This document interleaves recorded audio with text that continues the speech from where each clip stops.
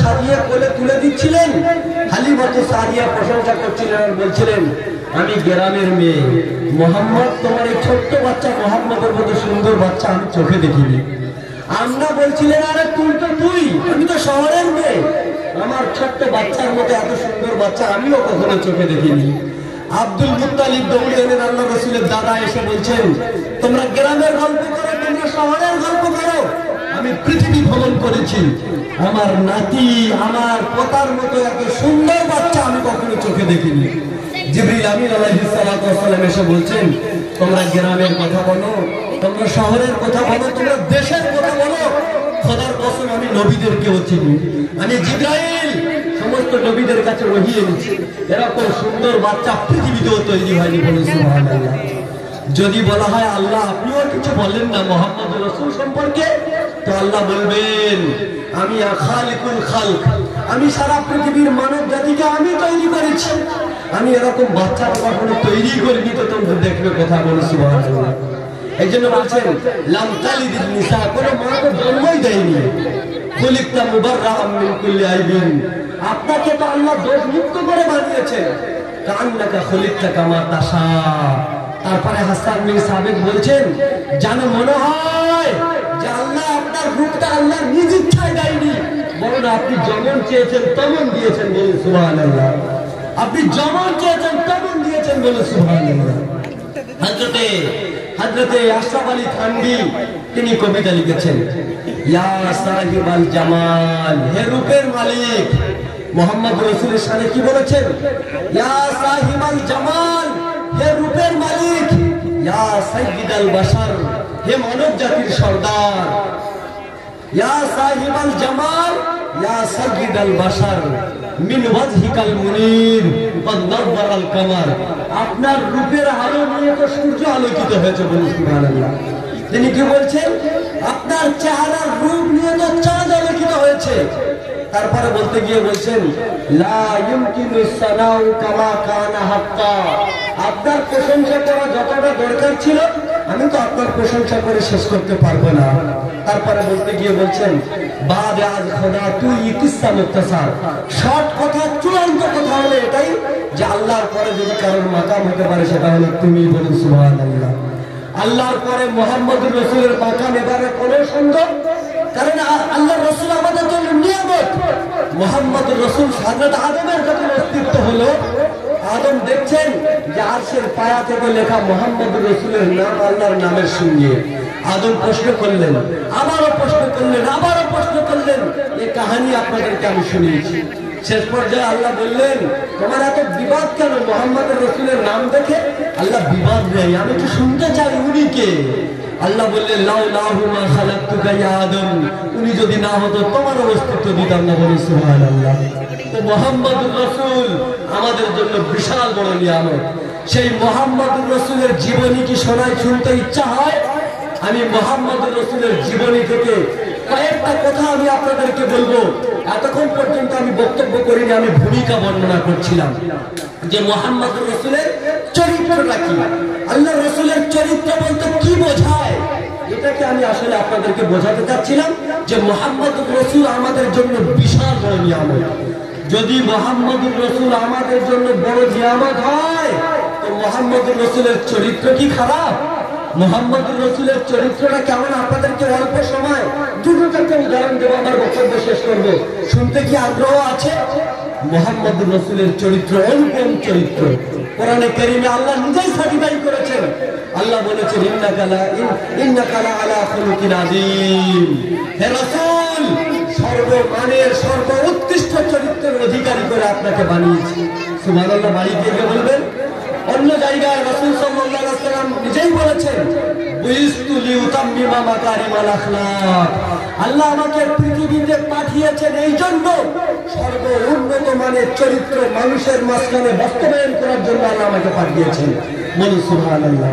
হুজুর বলছিলেন, বুইস্তু মুআল্লিমান, আল্লাহ আমাকে পৃথিবীতে পাঠিয়েছেন শিক্ষা গুরু করে, বলুন সুবহানাল্লাহ।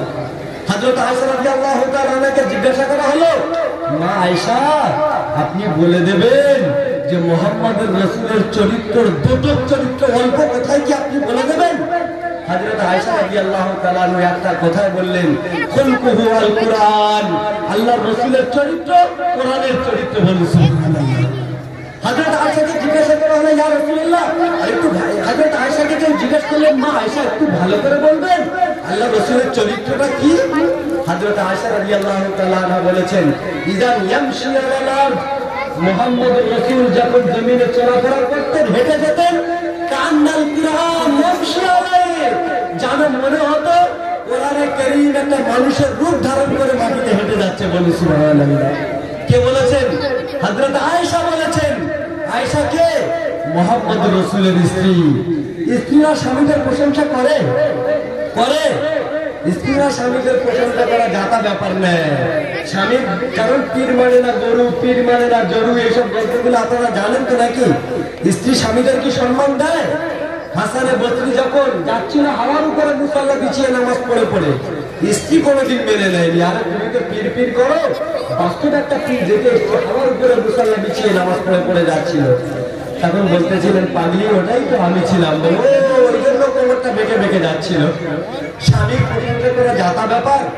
মুহাম্মদুর রাসূল বলেছেন, আনা সাইয়্যিদুল্লাহ, আনা খায়রুন, আনা খায়রুকুম, আমি তোমাদের মধ্যে সবথেকে উত্তম। কেন উত্তম? এই জন্য আমি আমার স্ত্রীদের কাছে উত্তম। বলে সুবহানাল্লাহ। আপনারা আপনাদের স্ত্রীদের কাছে উত্তম কি উত্তম না আমি খুব ভালো জানি। এ বিষয়ে বক্তব্য সময় আসলে করবো ইনশাআল্লাহ।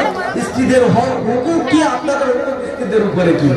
তো যে কথা আমি বলতে চাচ্ছিলাম যে মুহাম্মদুর রাসূল সাল্লাল্লাহু আলাইহি ওয়াসাল্লামের প্রশংসা অনেক বেশি। মুহাম্মদুর রাসূল সাল্লাল্লাহু আলাইহি ওয়াসাল্লাম তার প্রশংসা অনেকেই করেছেন। মুহাম্মদুর রাসূল আমাদের জন্য নিয়ামত। হযরত আয়েশা রাদিয়াল্লাহু তাআলা আনহাকে জিজ্ঞেস করা হলো, আপনি আরেকটু খুলে বলেন না মুহাম্মদুর রাসূলের চরিত্র কি? হযরত আয়েশাকে কেউ জিজ্ঞাসা করলেন, মুহাম্মদুর রাসূলকে সাহাবারা জিজ্ঞেস করলেন, হুজুর আপনি বলে দেবেন আন আকসারি আন ইউদখিলান নাস ফিল জান্নাহ, কোন কাজটা, কোন আমল বেশি বেশি মানুষদেরকে জান্নাতে প্রবেশ করিয়ে দেবেন, আপনি কি বলে দেবেন? কি জিজ্ঞাসা করেছেন? জিজ্ঞাসা করছেন আপনি কি বলে দেবেন মানুষের কোন ভালো কাজ মানুষদেরকে বেশি বেশি জান্নাতে নিয়ে যাবেন? মুহাম্মদুর রাসূল সাল্লাল্লাহু আলাইহি ওয়াসাল্লাম হাজী সাহেবের কথা বলেননি, মুহাম্মদুর রাসূল মুফতির কথা বলেননি, মুহাম্মদুর রাসূল এই যে তাবলীগের কথা বলেননি, মুহাম্মদুর রাসূল মাদ্রাসা ওয়ালাদের কথা বলেননি, মুহাম্মদুর রাসূল কারোর কথা বলেননি। মুহাম্মদুর রাসূল বলেননি যার কপালটা কালো হয়ে গিয়েছে নামাজ পড়ে পড়ে, তাদের কথা বলেননি। মুহাম্মদুর রাসূল বলেছেন দুইটা মানুষের কথা। কয়জনের কথা? দুইজনের কথা বলেছেন। একটা হলো তাকওয়াল্লাহ, আল্লাহর ভয়। দুইটা সাজেশন দিয়েছেন। একটা কি বললাম? তাকওয়াল্লাহ, আল্লাহর ভয়। আর দ্বিতীয় কথা বললেন হুসনুল খুলক, উন্নত মানের চরিত্র। বলুন সুবহানাল্লাহ।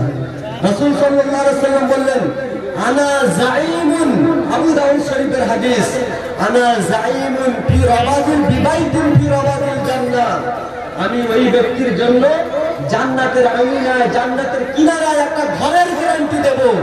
কোন ব্যক্তির জন্য? যে ব্যক্তি মান তারাকাল মিরা, যে ব্যক্তি ঝগড়া ছেড়ে দিয়েছে, ওয়াইন কান আলা হাক্কি, হকের উপরে থাকার পরে কি করে দিয়েছেন? ঝগড়া ছেড়ে দিয়েছেন। আপনারা হকের উপরে থাকার পরে ঝগড়া ছাড়েন? আরে রমজানিয়া হক, স্কুল মাঠে পিটতে হবে, আবার স্কুল নয় হক, রমজানিয়ার জামা গেলে উঠতে দেওয়া হবে না। এগুলো আপনারা করেন কি করেন না? আপনারা মনে হয় করেন না, আমাদের এলাকার মানুষরা করেন। এগুলো অন্যায়। রাসূল বলেছেন আমি ওই ব্যক্তির জন্য জান্নাতের আঙিনায় একটা ঘরের গ্যারান্টি দিচ্ছি যে কেবলমাত্র বিবাদ মেটানোর জন্য হকের উপরে থাকার পরে কি করেছেন? ওনারা নত করেছেন। আপনারা কি করেন? যদি করতেন তাইলে মাদ্রাসা মসজিদের দ্বন্দ্ব হতো না, আর আমাদের অত দূর থেকে বিচার করতেও আসতে হতো না। রাসূল করিম সাল্লাল্লাহু আলাইহি ওয়াসাল্লাম বলছেন, আনা যাঈমুন ফি ওয়াসাত বিবাইতিন ফি ওয়াসাতিল জান্নাহ, আমি ওই ব্যক্তির জন্য জান্নাতের মাঝখানে একটা ঘরের গ্যারান্টি দিলাম। ওই ব্যক্তির জন্য জান্নাতের মাঝামাঝি একটা ঘরের গ্যারান্টি দিলাম। মান তারাকাল কাযিব, যে ব্যক্তি মিথ্যা কথাকে ছেড়ে দিল, ওয়াইন কানা মাযিহান, মজাক করতে করতে হাসি ঠাট্টা করতে গিয়ে মিথ্যা কথা যে বলেননি, আমি তার জান্নাতের মাঝখানে একটা ঘরের গ্যারান্টি দিলাম। বলে সুবহানাল্লাহ। আপনারা তো মিথ্যা কথা বলেন না, তাই নাকি?